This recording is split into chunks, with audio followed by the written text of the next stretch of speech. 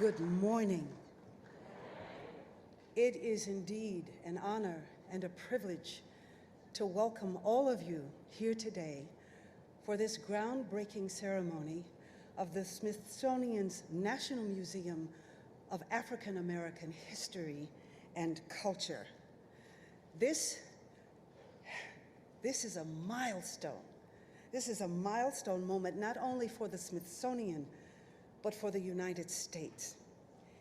Today, we take the first step in creating an iconic building that will house something truly wonderful, a museum with the power to change hearts and minds, and ultimately, the nation. And your being here today speaks to your support of this one spectacular effort. Creating this museum has captured the attention of government, private citizens, and it has also drawn on the commitment of corporate America, community groups, and school groups. And today we salute this undertaking with extraordinary music and inspiring speakers, all in celebration of this moment and the American spirit.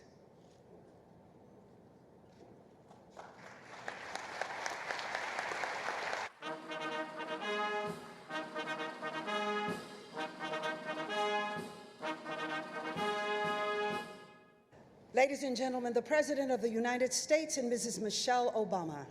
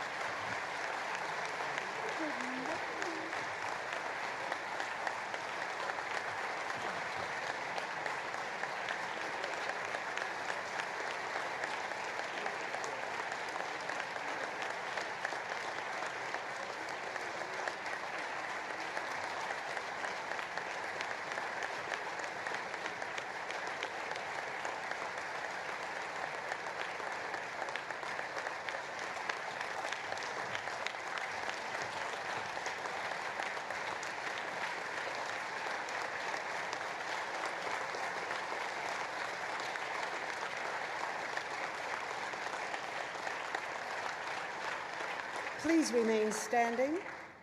Please remain standing for the presentation of the colors by the Smithsonian Institution Office of Protection Services Honor Guard and the national anthem performed by Ms. Denise Graves.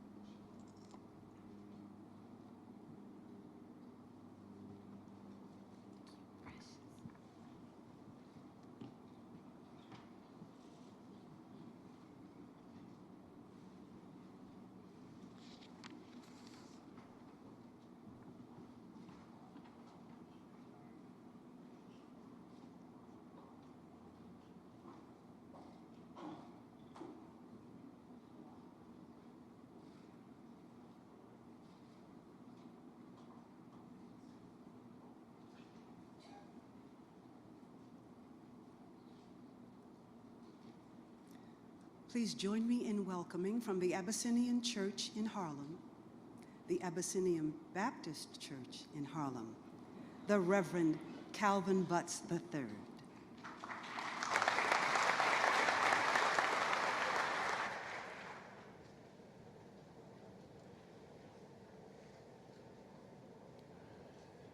I'm delighted to have been given this opportunity to say a word of inspiration concerning the National Museum of African American History and Culture. African American. What is Africa to me? Copper sun or scarlet sea? Jungle star, jungle track, strong bronzed men, or regal black? Women from whose loins I sprang when the birds of Eden sang. 3 centuries removed from the land his father loved. Spicy grove and cinnamon tree. What is Africa to me? Yet, beloved, I too sing America. I'm the darker brother. When company would come, they would send me to the kitchen. But that's all right, I'd laugh, go to the kitchen, I'd eat and grow fat. Tomorrow I'd be at the table. Company would come, and they would see how beautiful I am, and no one would ever send me to the kitchen again. Yes, beloved, I too sing America, my country, 'tis of thee. Sweet land of liberty, of thee I sing. This may be the land of the Pilgrim's pride, but it's also the land where my mothers and fathers died. So let freedom ring. Ring. Yes, let freedom ring. Ring for the Ashanti. Ring for the Aruba, ring for the crew, arriving on a nightmare, yet praying for a dream. Dream a world, beloved, where man no other man will scorn, where love will bless the earth and peace its paths adorn. Dream a world, beloved, where all will walk sweet freedom's way, and greed not sap our souls or avarice bright our day. Dream a world where black or white, whatever race you be, will enjoy the bounty of the earth and everyone be free, where wretchedness will hang its ugly head and joy like a pearl adorn the earth. Of such I dream our world. I have a dream today that everyone would not be judged by the color of their skin, but by the content of their character. Everyone, the poor white, fooled and pushed apart. Everyone, the Negro bearing slavery's scar. Everyone, the red man pushed from the land. Everyone, the immigrant clutching the hope that she seeks, but finding the same old stupid plan of dog eat dog and mighty crush the weak. Oh yes, I say it plain, America never was America for me, but yet I swear this oath, America will be. And America is becoming, because so many brave women and men have fought to preserve the integrity of the land of the free and the home of the brave. Oh, beautiful for heroes proved in liberating strife, Crispus Attucks. 200,000 sons of Ethiopia who gave their lives in order to hold the Union together. Heroes proved in liberating strife, who more than self their country loved, and mercy more than light. Dory Miller, the 369th Harlem Hellfighters, and of course the Tuskegee Airmen, who more than selves their country loved, and mercy more than life. America, America, may God thy gold refine, till all success, Barack Obama in the White House, till all success, Martin Luther King Jr. on the National Mall, to all success, the National Museum of African American History and Culture, till all success be nobleness, and every gain divine. Shalom, shalom alaikum, peace be unto you. God bless America.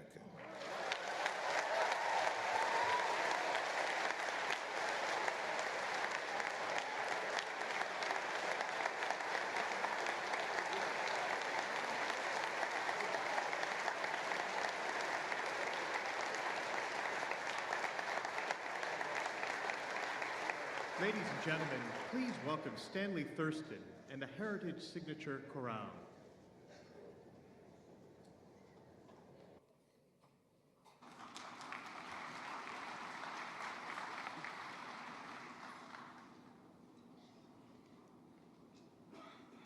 music from the church has touched hearts and stirred souls for generations. It has soothed in times of trouble and inspired the weary to do great and noble things. Today, the Heritage Signature Chorale will perform a landmark liturgical work, My Soul is Anchored in the Lord.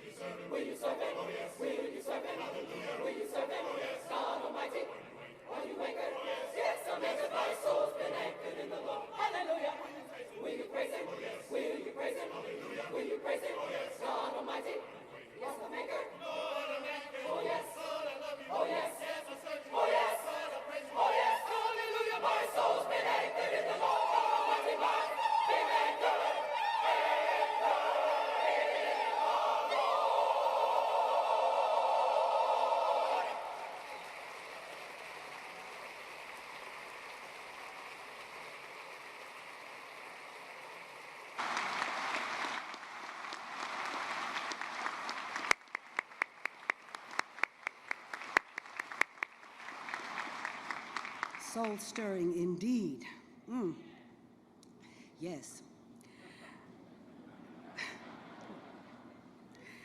Creating the Smithsonian National Museum of African American History and Culture is a grand endeavor, and a grand endeavor necessitates visionary leadership with courage and a willingness to dream big. Well, such a leader has been guiding the development of this museum for 6 years. His efforts have brought us this moment, and his guidance will take us to the day when the National Museum of African American History and Culture opens its doors on this spot. Please welcome the founding director of this museum, Lonnie Bunch.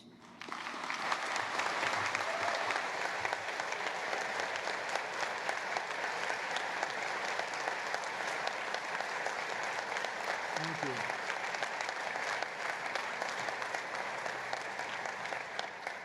What a grand and glorious day, and they said it was going to snow. President and Mrs. Obama, members of Congress, the Smithsonian Regents, the Presidential Commission, the Museum's Council, distinguished guests, and dear friends. I am honored and humbled to welcome you to this groundbreaking ceremony for the newest museum of the Smithsonian Institution, the National Museum of African American History and Culture. I just love to say that.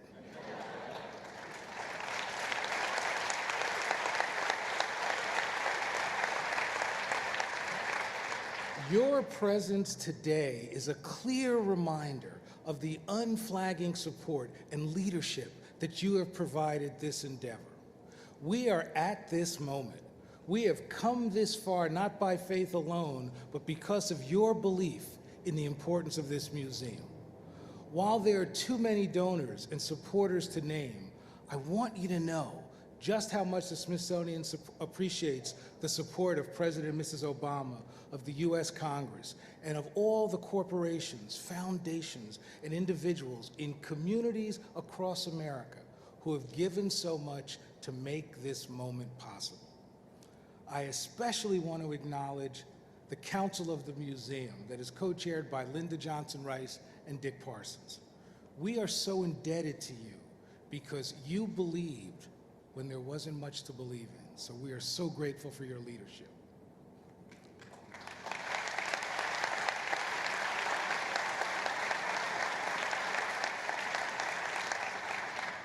Today, in the words of Washington, D.C. poet Louis Alexander, we call the lost dream back.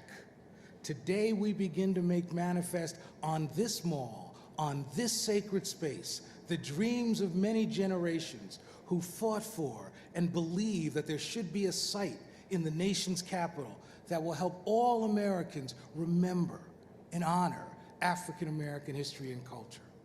But equally important to this vision was to need to make better all who visit the National Museum by using African American culture as a lens to more clearly understand what it means to be an American. So with groundbreaking, we mark a major milestone in the creation of this museum, a museum that, as the beloved historian John Hope Franklin used to always say to me, it must tell the unvarnished truth. Because this will be a museum that will have moments to make one cry or to ponder the pain of slavery and segregation. But it will also be a signature green museum designed by the gifted architectural team of Freeland Ajay Bond and the Smith Group, but a museum that soars on the resiliency of a people and will illuminate the joy and the belief in the promise of America that has shaped this community. This building will remind us that there are few things as powerful as a people, as a nation steeped in its history, and there is nothing nobler than honoring all of our ancestors by remembering the full, rich, and diverse history of America. And as with any endeavor of this sort, it has not been without challenges and difficult moments. But what buoys all who work on this project has been the support that comes from unexpected quarters, such as the man who shined shoes in a Texas airport, who said to me, while he's unsure exactly what would be in a museum, he hoped that this museum would be, in his words, it may be the only place where his grandchildren learn what life did to him and what he did to life. Or the woman who cleans one of the Smithsonian museums, who reminded me the other day that she is tired and able to retire, but she said to me, I want to continue to work so that I can clean our museum.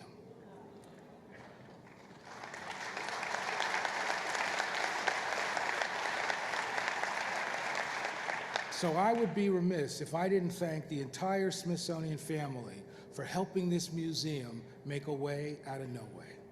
The leadership of Secretary Clough and Richard Curran and the Regents, and I want to especially nod to my dear friend Patty Stonecipher for all her support. And thank you, Patty.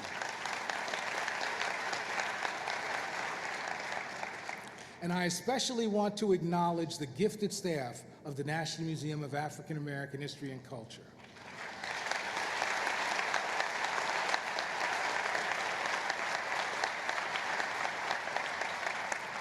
While I may stand in front of you, they do the work to make all things possible.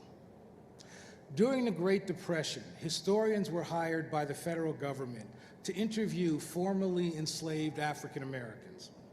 When 82-year-old Cornelius Holmes was asked if the experience of the enslaved still mattered, he answered, "Though the slavery question is settled, the race question will be with us always. It is in our politics, it is in our courts, it is on our highways, it is in our manners, it is in our religion and in our thoughts, all the day, every day." Well, what a gift you have all given by helping to birth this museum so that everyone who visits will realize that we are all touched, shaped, and enriched by African American history and culture all the day, every day. Thank you very much.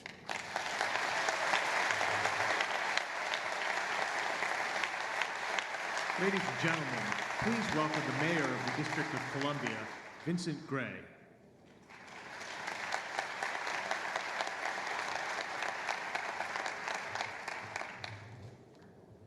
Good morning.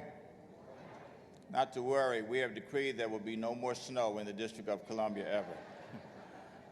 As mayor of the nation's capital, it is my honor to greet you and on this auspicious occasion here in our great city.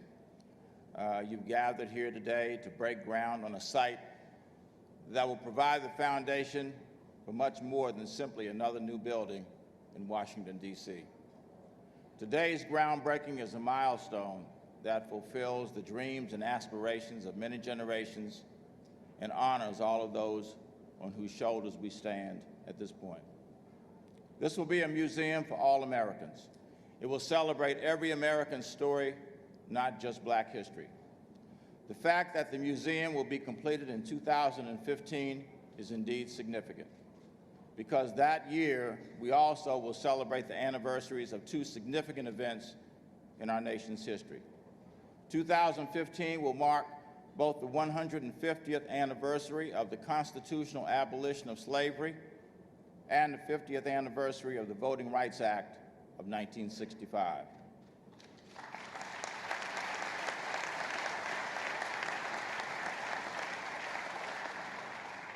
The 13th Amendment fundamentally changed our Constitution and our nation, and the Voting Rights Act allowed America to fulfill its promise. One of the great African-American leaders who helped guide our nation to live up to its own creed now has a monument dedicated to him not far from here. Just last month, we celebrated Dr. Martin Luther King Jr.'s birth. And a few months ago, we dedicated his memorial, another national monument that was a long time coming. His dream was that we could all come together to make our nation and our world a better place. His message was not for one racial group, but for all people of all backgrounds, ethnicities, and creeds. This museum will be a tangible manifestation of Dr. King's dream. As the mayor of a city that itself is central to the story of freedom for all Americans, I eagerly anticipate the completion of the National Museum of African American History and Culture, and I'm proud that the District of Columbia will be its home. Thank you very much, and I look forward, as all of you do, to 2015, when we will reconvene here for the official opening of our new museum. Thank you very much.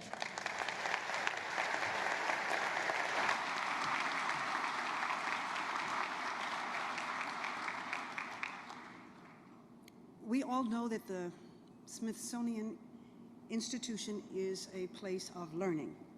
It's a place where history, art, and culture come alive in a vibrant way. And helping to make sure that this happens is Dr. Richard Curran.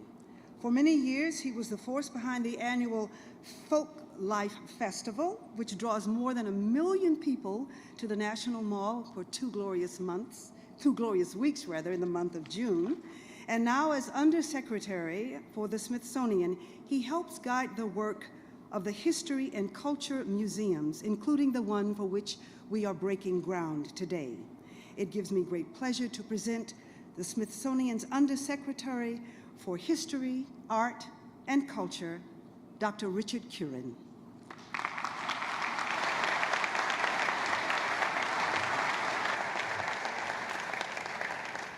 Good morning. All that undersecretary stuff, I am Lonnie Bunch's downfield blocker. Only once in a generation have citizens and leadership of this country gathered to sink a shovel into the ground of this National Mall to establish a museum, a library, an archive, or gallery. But let us for a moment reflect on the history that leads us here today.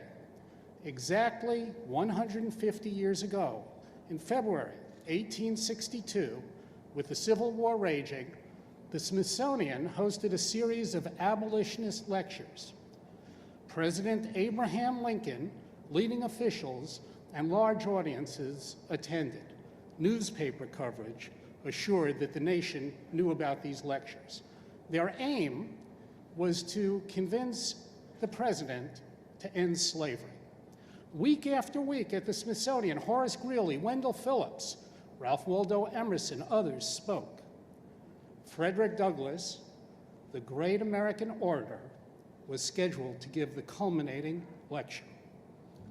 But such were the times in America, such were the divisions, that Joseph Henry, the Secretary of the Smithsonian, and science advisor to the president, said, "I will not allow a black man to speak in the rooms of the Smithsonian." Frederick Douglass was denied his place in the National Museum. The irony was that Secretary Henry's most reliable staff member was a man named Solomon Brown, an African-American poet, self-educated scientist. He built the exhibits at the Smithsonian. He made the maps. He served the Smithsonian for 54 years. And many others, some in this room, followed Brown, guarding treasures, cleaning the museums, carrying out the research, developing programs, and helping to lead the institution. The historical record, though, is checkered. Notably, in 1891, the Smithsonian's National Zoo opened its grounds to African Americans on Easter Monday, given that the community was not allowed to participate in the celebrations on the White House lawn. Well into the 20th century, curators purposefully excluded African American history.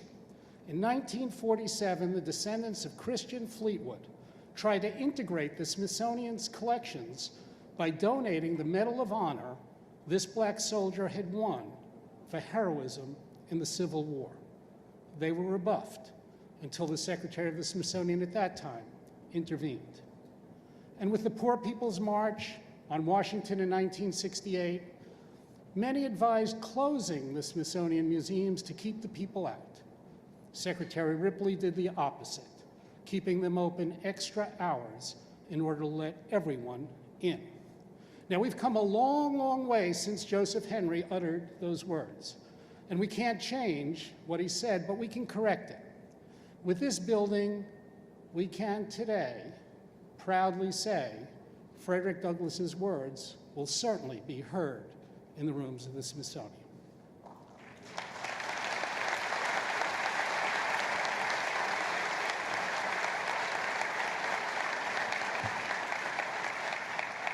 So too will those voices of millions of others. Simply, this museum makes for a more inclusive Smithsonian, a more inclusive America, and that is good for this country, and it's good for the world. The co-chairs of the Museum's Advisory Council, Linda Johnson Rice and Richard Parsons, have played key leadership roles in ensuring that we hear the many compelling voices of our nation's history. Linda is the chair of Johnson Publishing Company, publisher of Jet and Ebony magazines. Dick is the chair of Citigroup. Please give a warm welcome to Linda Johnson Rice and Dick Parsons.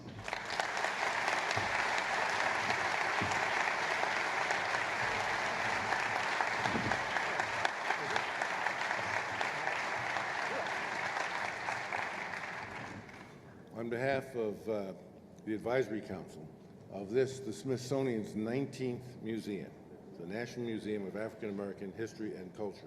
Linda and I would like to extend our sincere appreciation for your sharing this incredible moment with us. We would especially like to thank all of our founding donors, and it's an honor to celebrate this important museum with President and Mrs. Obama, a distinct, unique, great honor, fabulous honor.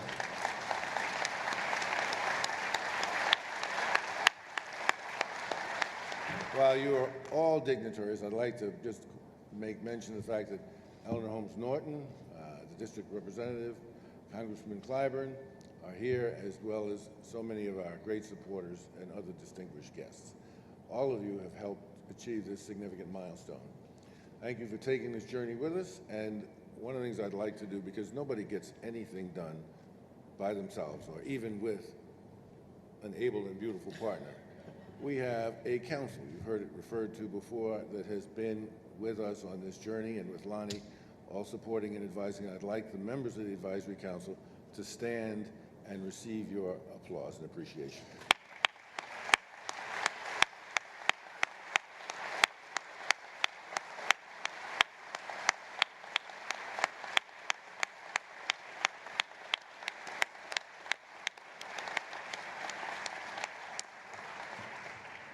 And if I can be allowed just one moment of personal reflection before I turn it over to Linda, the significance of this day to me. You know, it's often said, and I've read it many times, that history is written by the winners. History is written by the winners. And to me, the reality of this museum puts an exclamation mark at the end of the sentence that after 400 years of struggle, of triumph, of tragedy, of turmoil, of turbulence, we won. Well said, Dick, well said. As members of this council, we have had the pleasure of witnessing a vision take shape. One that, as Lonnie Bunch has indicated, will encourage us to remember, reflect, and rejoice. One that will help us better understand the hope, the optimism, the struggles, the determination, and triumphs of the American story. Today, we will break ground for a museum that has been a long time in the making, and I'm delighted to introduce one of the champions that made it a reality.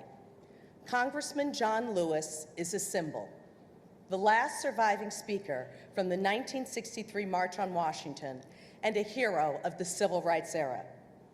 In February 2011, John Lewis received the Presidential Medal of Freedom, the nation's highest civilian honor.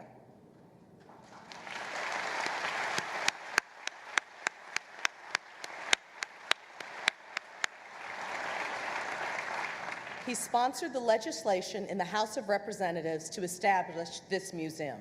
Ladies and gentlemen, please welcome the Honorable John Lewis.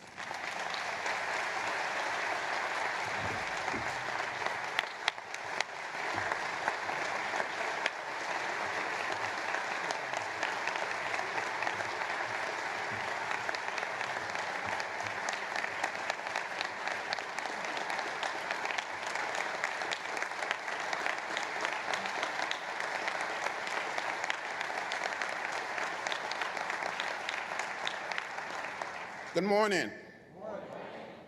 Thank you, Linda, for those kind words of introduction. Mr. President, Mrs. Obama, Mrs. Bush, my colleagues from the Congress, my beloved friends, what we witness today will go down in history. It is the substance of things hoped for and the validation of our dreams. It is the moment of people protested, struggled, and longed for. It is the moment millions of our ancestors believe in, but died never to behold. It is that point of critical mass when an idea becomes so powerful, it leaves the rims of inspiration and becomes visible, even to the untrained eye. This is an idea whose time has come. When I think about all it took to reach this point, the Black Civil War veterans who took up the cause many decades ago, the spirit debate and the long years of silence, the language of advocates and their opponents. When I think about the plane crash that killed one champion and the election of this poor boy from rural Alabama, who spent more than half of his congressional career introducing the museum bill, only to have it end in a bipartisan effort, inspired by men and women of faith. It reminds me of the words of one of my favorite poets, Langston Hughes, which seems so fitting and appropriate here. The name of the poem is Harlem, and in it he says, "What happened to a dream deferred? Does it dry up like a raisin in the sun, or fester like a sore and then run? Maybe it just sag like a heavy load, or does it explode?" Today, we must thank the White House and the United States Congress, my former colleague, Governor Sam Brownback, Senator Max Cleland, and Congressman J.C. Watts, the Smithsonian Board of Regents, the Secretary of the Smithsonian Institution, Wayne Clough, the Director of the National Museum of African American History and Culture, Lonnie Bunch, and his entire staff. The Distinguished Advisor Council of Celebrity and Scholars, and the general corporate and individual donors who have taken a dream deferred and helped it find its place in history. This is an end, but it is also a beginning. There's still much work to do, and as we pursue this worthy goal, sent us down through the ages, we must not shrink. We must call upon the courage of those who were in the struggle long before any of us were born. We must tell the story, the whole story, 400-year story of African American contribution to this nation's history from slavery to the present, without anger or apology. The problem we face today as a nation, make it plain, make it clear that there's still a great deal of pain that needs to be healed. The story told in this building can speak the truth that has the power to set an entire nation free and reveal the boldest lesson of liberty, justice, and a true democracy to us all. I look forward, Lonnie Bunch, I look forward to the day when I can amble through the exhibits, search through the archives, participate in the program, rest my tired feet in the cafe, and get lost in history inside the granite wall of an idea whose time has finally come. We didn't give up. We didn't give in. We didn't give out. We didn't get lost in a sea of despair. We kept the faith. We kept our eyes on the prize. Thank you.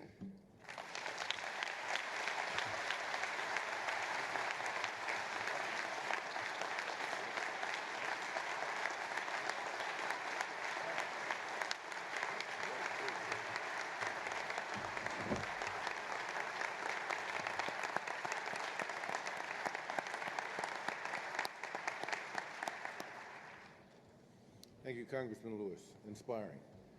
It gives me great pleasure to introduce to you another renowned and important supporter of the new museum. Governor Sam Brownback served 14 years in the United States Senate prior to becoming the governor of the state of Kansas in 2011. His commitment to this museum is based on his deep commitment to human rights. While in the Senate, he called on the United States to condemn the genocide in Sudan's Darfur region, and he consistently introduced legislation to ban human trafficking around the world. Governor Brownback sponsored the legislation in the Senate to establish this museum. So, ladies and gentlemen, please join me in welcoming Governor Sam Brownback.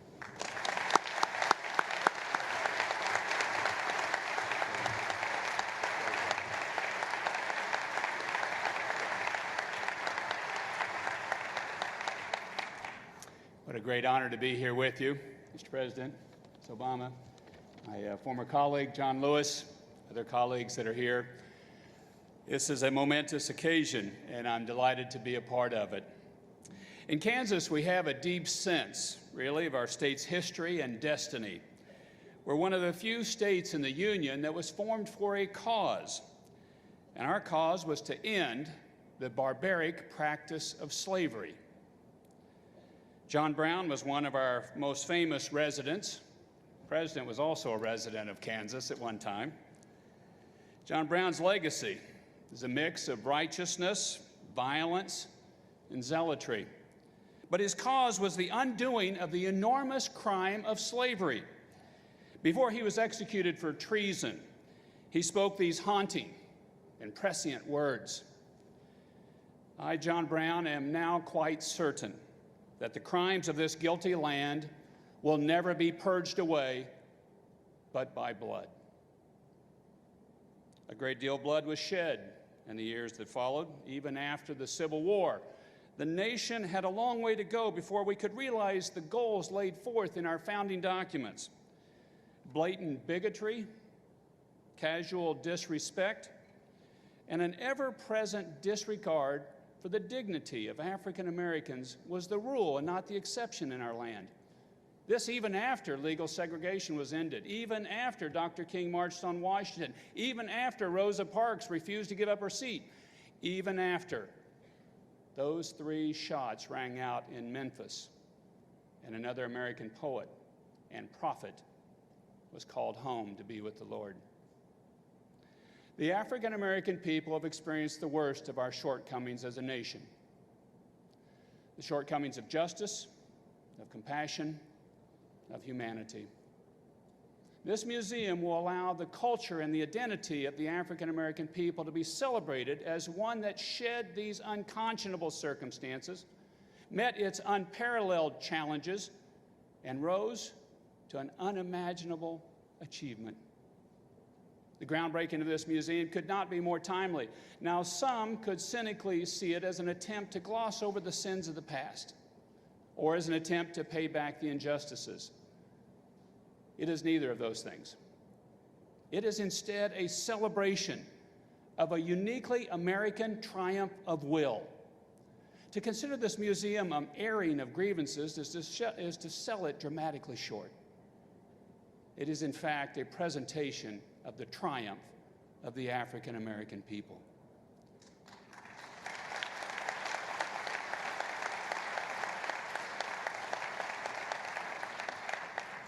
This museum cannot be for Caucasian grandchildren just to see how awful the crimes of their ancestors were, or for the African American grandchildren to see how terrible their ancestors were treated. This museum is for the American grandchildren to see the triumph of great Americans.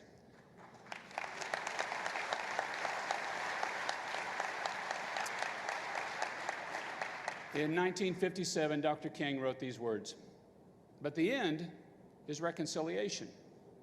The end is redemption. The end is the creation of the beloved community." We are one step closer to that vision today. God bless you all, and thank you for being here.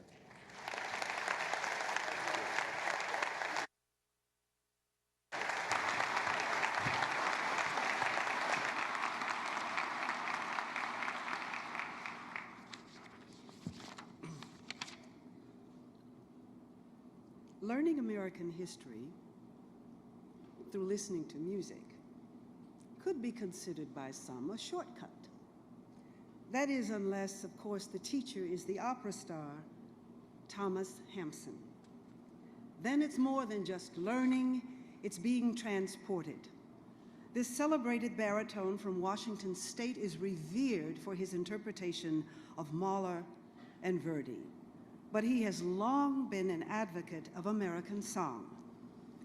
Today, he graces this celebration with works by 2 iconic American composers, Grief by William Grant Still, and Simple Gifts by Aaron Copland.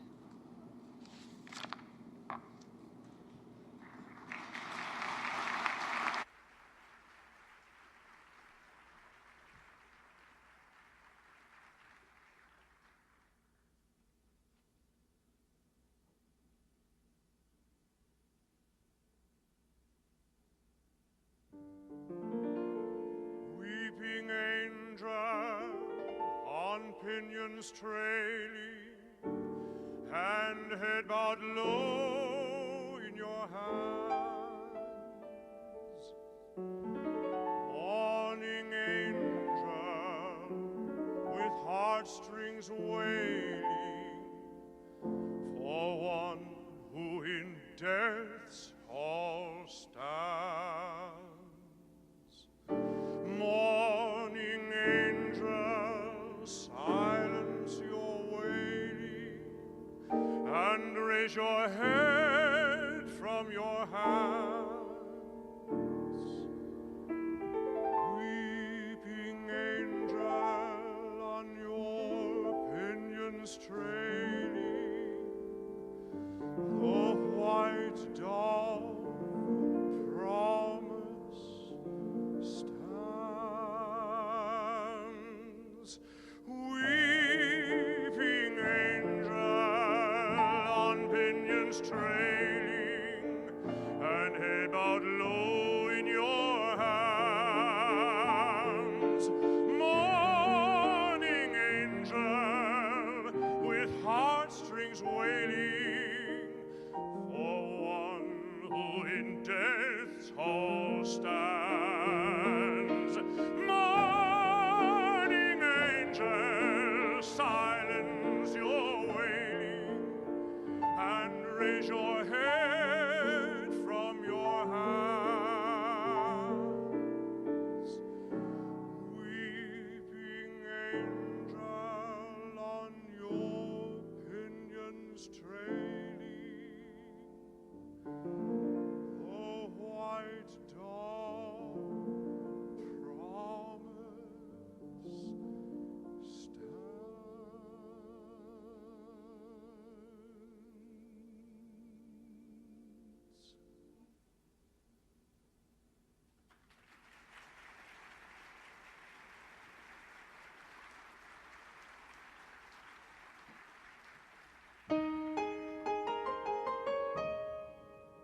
Tis the gift to be simple, tis the gift to be free, tis the gift to come down where you ought to be.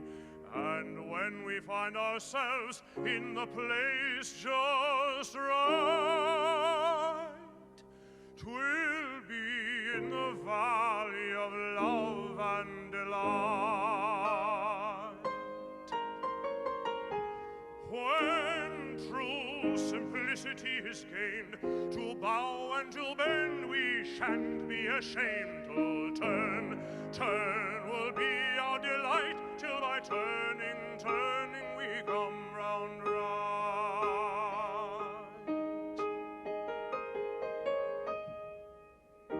'Tis the gift to be simple, 'tis the gift to be free, 'tis the gift to come down where you ought to be. And when we find ourselves in the place just right, 'twill be in the valley of love and delight.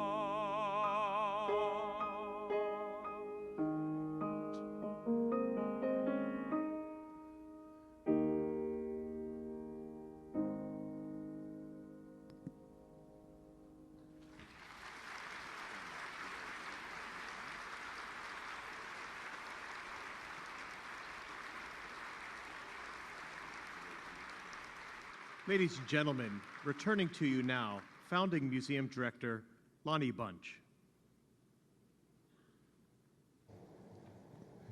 You know, as I mentioned earlier, this museum is indebted to a wonderful array of donors and supporters.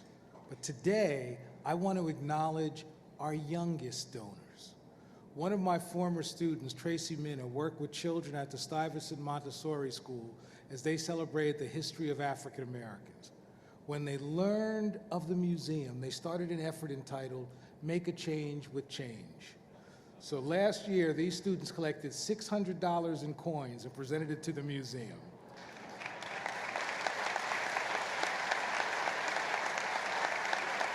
Today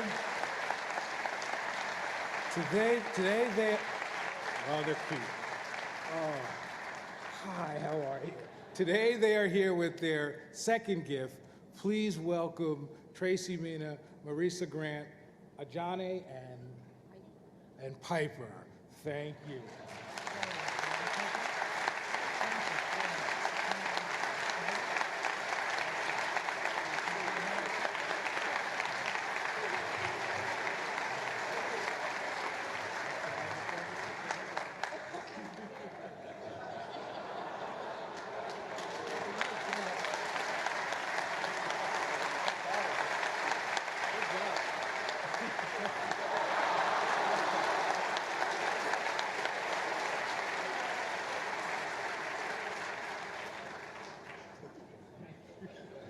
Thank you so much.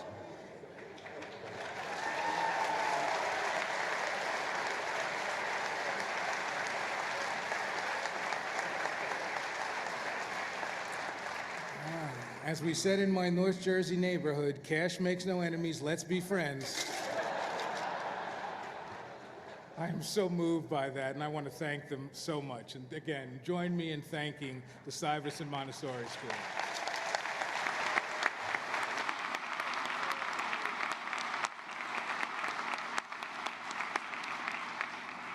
Yes, living proof. Generosity comes in all sizes. No list of American composers is complete without the name Edward Kennedy Ellington, Duke Ellington, that is. Ellington called his music American music, not jazz, rather than jazz. He gave America memorable music for more than 50 years as a composer, as a band leader, and as a pianist. And there's one contemporary pianist who keeps the Ellington legacy alive, and his name is Jason Moran. Now, of course, Jason is about creating his own 40-carat history. Last summer, he walked away with 3 major awards from Downbeat's annual Critics Poll: Best Pianist, Jazz Album of the Year, and Artist of the Year. Today, he is performing the Ellington classic, I Like the Sunshine. Please welcome Jason Moran.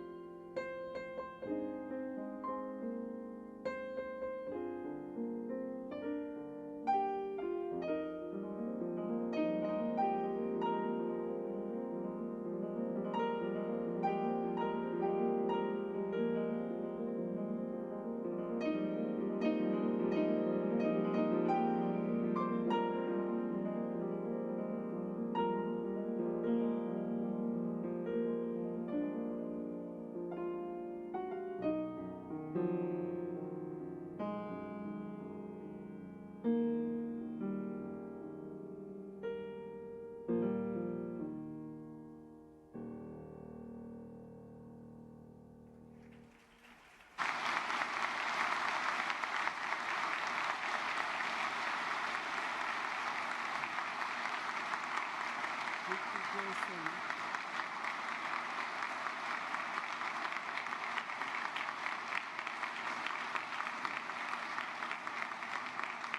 That was Jason Moran. The Smithsonian Magazine recently dubbed him Keeper of the Keys.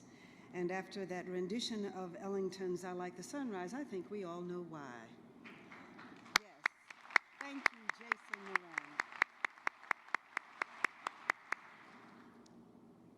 Every day, millions experience the wonder of the Smithsonian. Children engage with timeless artwork in all of its museums. Teachers spark the fascination of teenagers with science lessons shaped by the Smithsonian scholars. Researchers navigate the vastness of the ocean and explore the biodiversity of Panama. Guiding the work of the largest museum and research complex in the world is Dr. Wayne Clough. As the 12th Secretary of the Smithsonian, Wayne Clough is overseeing a $900 million building and renovation program, which includes the construction of the Smithsonian's 19th museum, the National Museum of African American History and Culture, for which we are breaking ground today.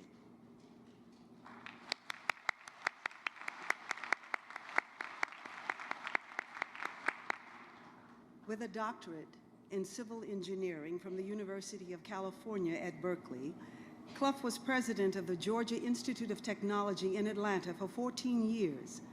As head of the Smithsonian since 2008, he has put the Smithsonian's attention in what he calls 4 grand challenges: unlocking the mysteries of the universe, understanding and sustaining a biodiverse planet, valuing world cultures, and understanding the American experience. It is with honor that I present to you Dr. Wayne Clough.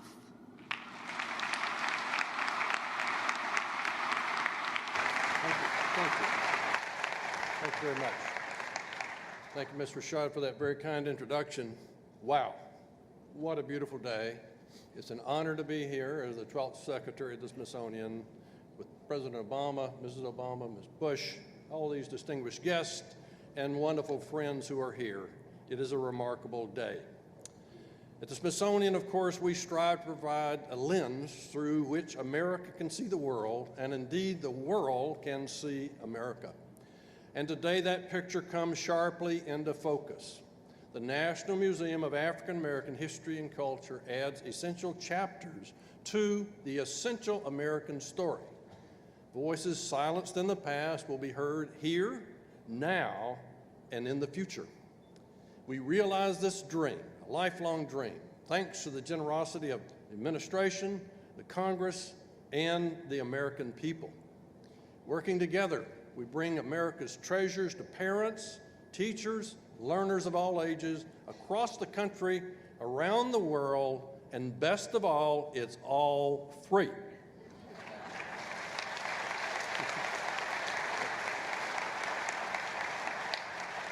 No inflation here. When Museum Director Lonnie Bunch started, he had a staff of exactly 2 and 0 objects. No concrete, of course, has yet been poured for this museum, but Lonnie and his team have already created a strong foundation for it, because today he has more than 20,000 artifacts, in addition to education programs, an online presence, and vibrant exhibitions. In 2015, visitors will be witness to history when this new building opens its doors to America and the world. It will join our 18 other Smithsonian museums, which tell the stories of all the people who made this country great. Our existing museums and this secretary will support Lonnie and this museum, allowing us to fully speak to African Americans' contributions in art, history, culture, and science. So many thanks to Lonnie and his colleagues, the Museum's Advisory Council, all of our regents, and especially Patty Stone-Cipher for her work throughout this, and for helping bring all this project to fruition. Of course, we are honored to welcome President and Mrs. Obama. Thank you for being with us.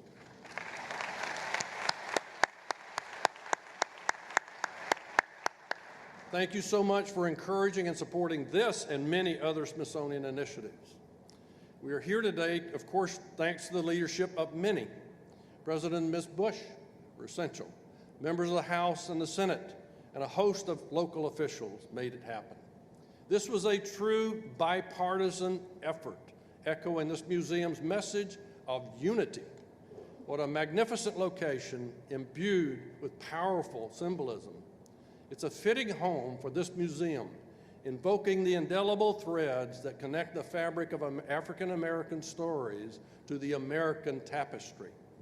Even as we break ground in the National Mall, I want to ensure the entire country who are watching on webcast that we reach far beyond the nation's capital. If you can't come to us, we come to you via new technology and through our 170 affiliate museums located around the country and our traveling exhibition. So to the teachers and students who are watching, imagine your schools in a few years and what you might receive in terms of information from this museum. Maybe a hologram of Martin Luther King might walk right off the steps of the Lincoln Memorial and into your classroom. But we don't have to wait for the future. Thanks to technology, the leaders of tomorrow have the world in the palms of their hands today. And that's where you'll find the Smithsonian telling these important and compelling stories. So to this day, we add to America's chorus of voices, voices that inspire us to recall the past and illuminate the present and ensure a better future for all. Thank you very much. Thank you.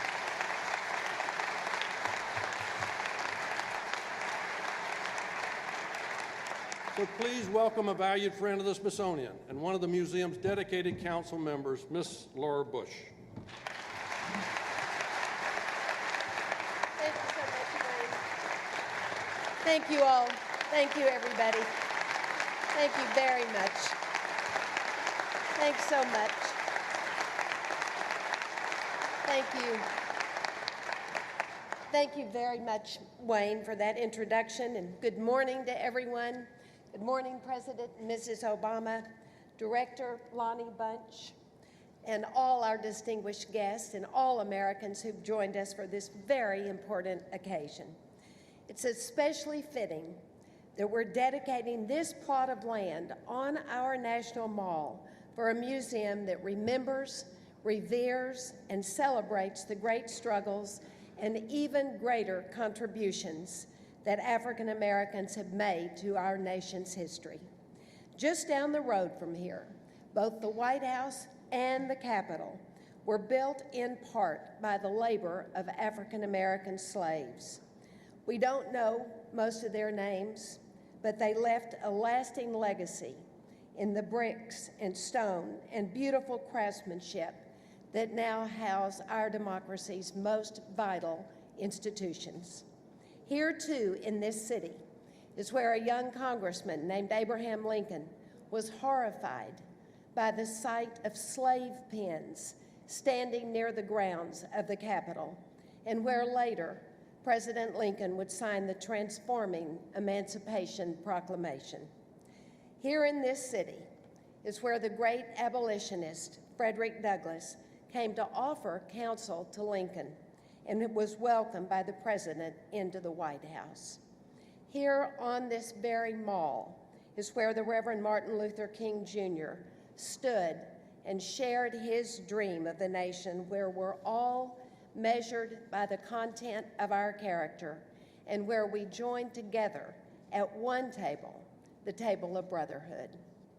And here in this city is also where President Lyndon Johnson fought for and signed the landmark Civil Rights Act of 1964. Today, African Americans help lead our nation in all facets of life, from government to the military to the law, from business to the arts to medicine and education. This museum will share these stories and will pay tribute to the many lives, known and unknown, that have so immeasurably enriched our nation. The National Museum of African American History and Culture began as a bipartisan effort through legislation sponsored by Representatives John Lewis and J.C. Watts and Senators Sam Brownback and Max Cleland. My husband, President Bush, was proud to sign it into law in 2003 and to envision the museum to be built on the mall, where we honor artists, inventors, explorers, soldiers, and statesmen.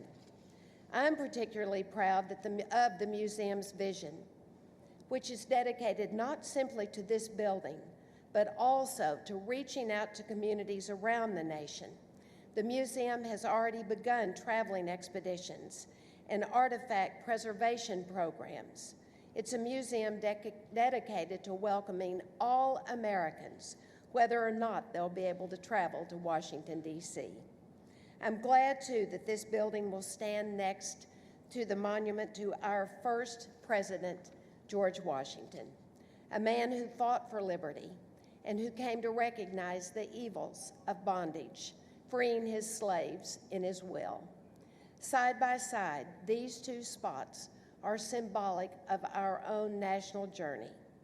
For the stories that will be preserved within these walls, the stories of suffering and perseverance, of daring, of imagination, and of triumph, are the stories of African Americans. But they're also stories that are forever woven through the heart of the fabric of our nation. Thank you all, and God bless you all.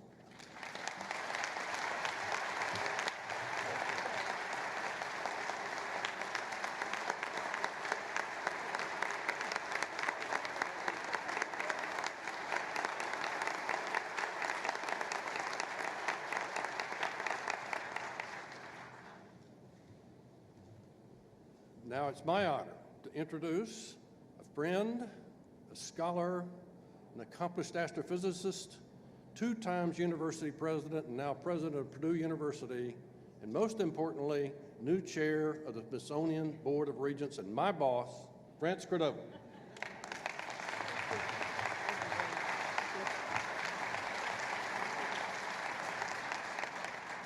Mr. President, Mrs. Obama, fellow regents, and honored guests, good morning.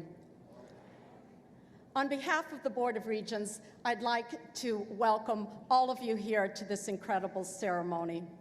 I'd like to also congratulate the Council of the National Museum of American History and Culture, the museum's dedicated staff, and its founding director, Lonnie Bunch, on achieving this historic milestone.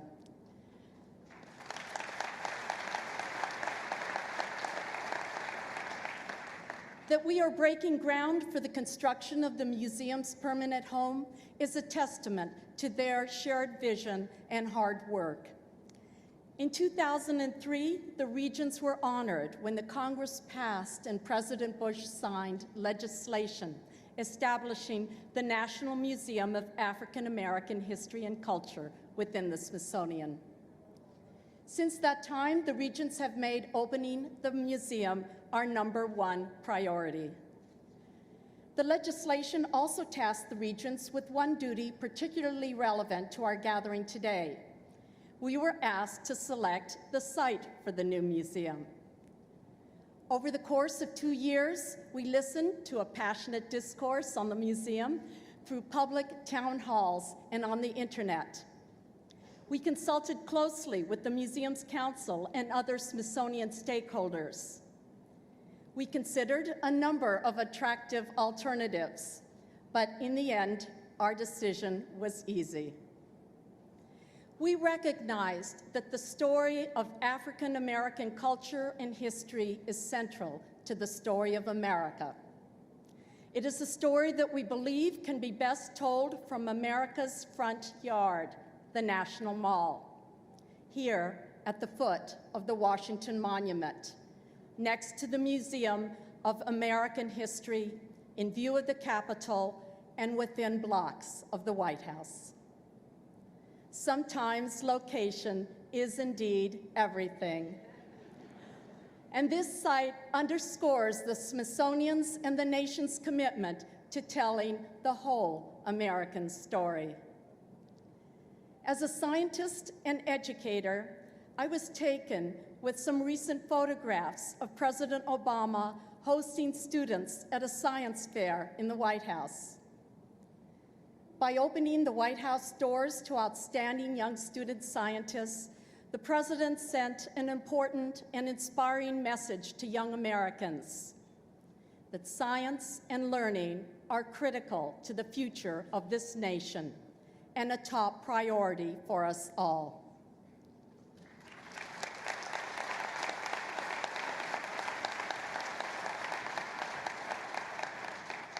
Since 1846, the Smithsonian has been opening its doors to student scientists, historians, artists, or those just seeking to learn more about themselves, the nation, and the world. We're grateful to the President and Mrs. Obama for their inspiring support of education, the Smithsonian, and this wonderful and important new museum. It is now my great honor and privilege to welcome the President of the United States.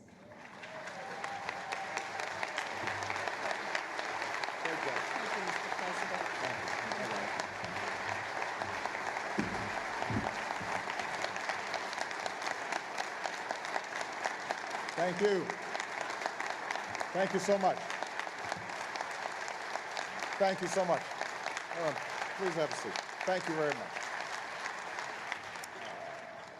Well, good morning, everybody. I want to thank France for that introduction and for her leadership at the Smithsonian. I want to thank everybody who helped to make this day happen. I want to thank Laura Bush, Secretary Salazar, Sam Brownback, my hero, Congressman John Lewis, Wayne Clough, and everybody who's worked so hard to make this possible. I am so proud of Lonnie Bunch, who came here from Chicago, I want to point out. I remember having a conversation with him about this job when he was planning to embark on this extraordinary journey, and we could not be prouder of the work that he has done to help make this day possible. I promise to do my part by being brief. As others have mentioned, this day has been a long time coming. The idea for a museum dedicated to African Americans was first put forward by black veterans of the Civil War. And years later, the call was picked up by members of the civil rights generation, by men and women who knew how to fight for what was right and strive for what is just. This is their day. This is your day. It's an honor to be here to see the fruit of your labor. It's also fitting that this museum has found a home on the National Mall. As has been mentioned, it was on this ground long ago that lives were once traded, where hundreds of thousands once marched for jobs and for freedom. It was here that the pillars of our democracy were built, often by black hands. And it is on this spot, alongside the monuments to those who gave birth to this nation and those who worked so hard to perfect it, that generations will remember the sometimes difficult, often inspirational, but always central role that African Americans have played in the life of our country. This museum will celebrate that history. Because just as the memories of our earliest days have been confined to dusty letters and faded pictures, the time will come when few people remember drinking from a colored water fountain, or boarding a segregated bus, or hearing in person Dr. King's voice boom down from the Lincoln Memorial. And that's why what we build here won't just be an achievement for our time, it will be a monument for all time. It will do more than simply keep those memories alive. Just like the Air and Space Museum challenges us to set our sights higher, or the Natural History Museum encourages us to look closer, or the Holocaust Museum calls us to fight persecution wherever we find it, this museum should inspire us as well. should stand as proof that the most important things in life rarely come quickly or easily. It should remind us that although we have yet to reach the mountaintop, we cannot stop climbing. And that's why, in moments like this, I think about Malia and Sasha.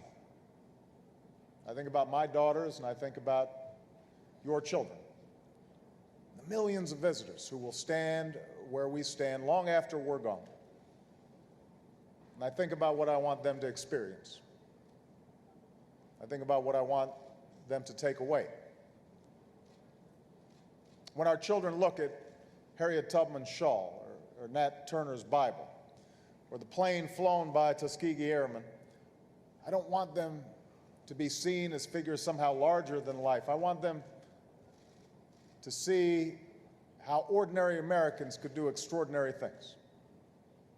How men and women just like them had the courage and determination to right a wrong, to make it right. I want my daughters to see the shackles that bound slaves on their voyage across the ocean and the shards of glass that flew from the 16th Street Baptist Church, and understand that injustice and evil exists in the world. But I also want them to hear Louis Armstrong's horn and learn about the Negro League and read the poems of Phyllis Whitley. And I want them to appreciate this museum not just as a record of tragedy, but as a celebration of life. And when future generations hear these songs of pain and progress and struggle and sacrifice, I hope they will not think of them as somehow separate from the larger American story. I want them to see it as central and important part of our shared story, a call to see ourselves in one another, a call to remember that each of us is made in God's image. And that's the history we will preserve within these walls. The history of a people who, in the words of Dr. King, injected new meaning and dignity into the veins of civilization. May we remember their stories. May we live up to their example. Thank you, God bless you, and God bless the United States of America.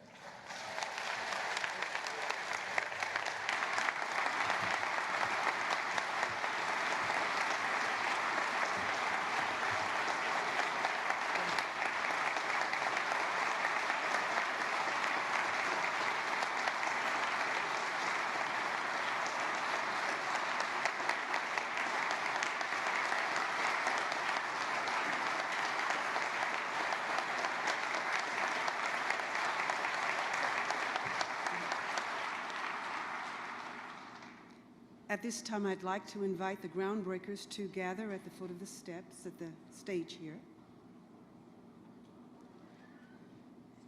You should.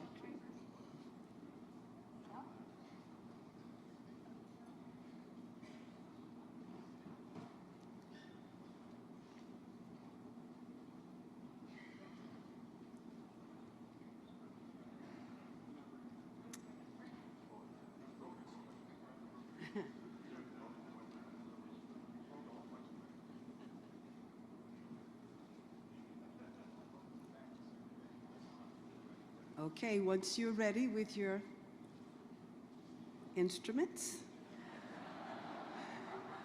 I would like to invite everyone to join me in the countdown. 5, 4, 3, 2, 1, break ground.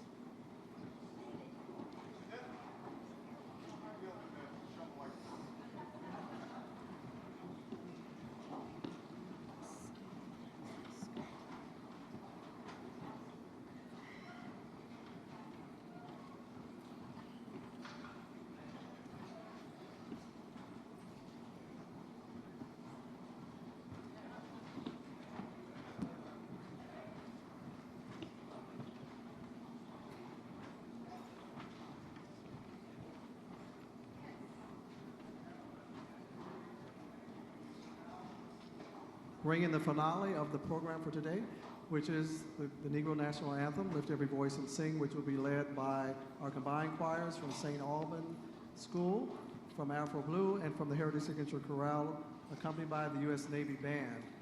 And we also have our guest soloist, Denise Graves, and Mr. Thomas Hampson to come in to join us. So might we all stand for the Negro National Anthem?